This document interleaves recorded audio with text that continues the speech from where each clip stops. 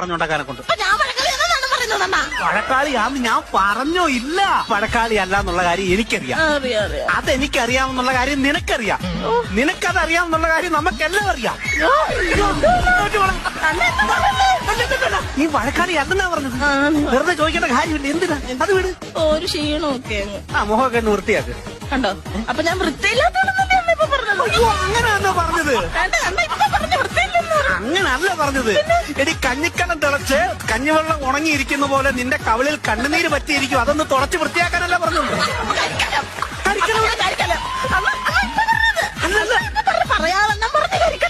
കരിക്കണമല്ല. നമ്മുടെ ഇവിടെ ലക്ഷ്മി ദേവിയുടെ ഫോട്ടോ ഇരിക്കത്തില്ലേ? അതിനകത്ത് താഴെ ഒരു പൊൻകുടം ഇരിക്കുന്നില്ലേ? ആ പൊൻകുട വാങ്ങി. അപ്പൊ ഞാൻ കഴുത്ത് നീണ്ടത്. അല്ല മോളെ നീ അതുപോലെ തിളക്കും. എനിക്ക് വയ്യ. അവിടെ കേൾക്കണം, ഇവിടെ കേൾക്കണം. ഞാൻ എനിക്ക് സഹിക്കാനുള്ള ഇതില്ല എനിക്ക്. എടി അതൊക്കെ